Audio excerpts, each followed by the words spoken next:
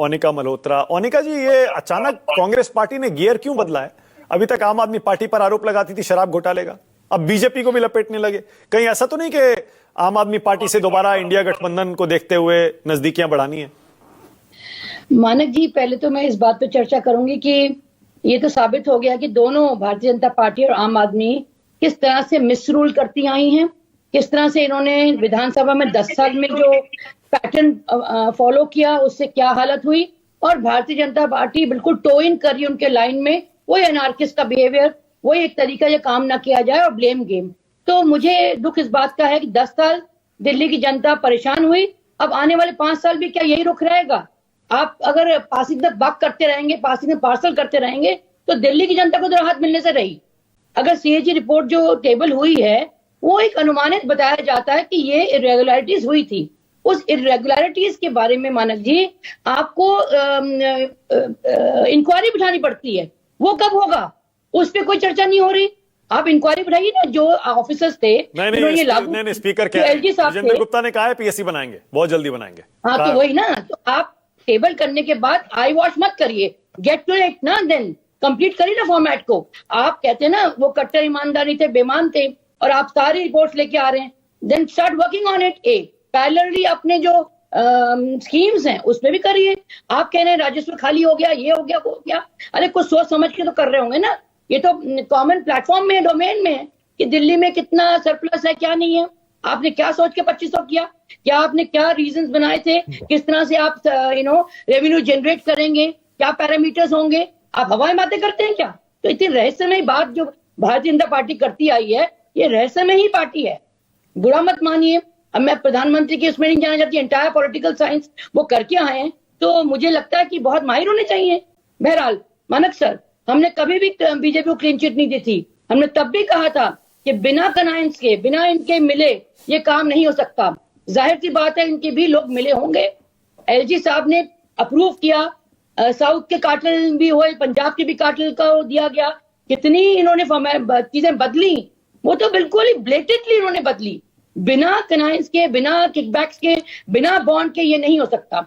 हमने शुरू से कहा, अब हम इसको और क्लैरिटी से और पुख्ता तरीके से बताना चाह रहे हैं कि इस पे भी कार्रवाई हो, कॉट फ्री कोई भी ना बचे। अगर हमें इनसे गठबंधन करना था या और रखना था तो हम कंप्लेन ना करते सर। इस मामले में कांग्रेस की सच्चाई है, चाहे वो हमारा पार्टनर भी ना हो, लेकिन अगर गलत था। आप ना बैलेंसिंग करने लगते हैं।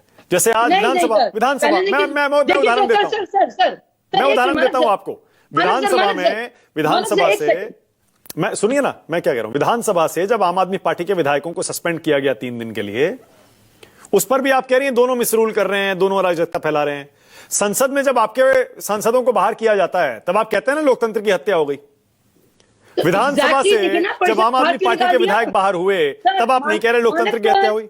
मानक सर, जैसे आपने उठाया मुद्दा और ऋतुराज जी ने उठाया, अगर वो सस्पेंडेड हैं तो अंदर तो आने देना चाहिए। ये क्या बात कर रहे रोहन सर कि भाई वहां भी डिस्टर्बेंस करे कि इसलिए बाहर निकाल दिया।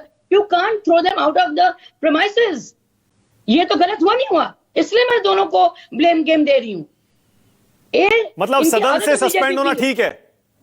नहीं सर, अगर देखिए वो तो ठीक है नहीं है, माहौल क्या है स्पीकर पे डिपेंड करता है। स्पीकर का पूरा अथॉरिटी है, वो किस तरह से भी अच्छा, लोकसभा में राज्यसभा में नहीं होता है, लोकसभा राज्यसभा में नहीं होता है। लेकिन बाहर निकाल दिया उनको। ओनिका जी, लोकसभा राज्यसभा में जब सस्पेंड होते हैं आपके एमपीज, तब आप कहते हैं लोकतंत्र की हत्या हो गई।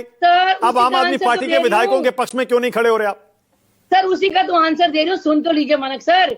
वो मैं ये कह रही हूँ कि पार्लियामेंट के बाहर हम उसका ऑब्जेक्शन करते हैं नहीं करते हैं, इनको भी तो वो राइट है करने का। अच्छा ठीक है, ओके।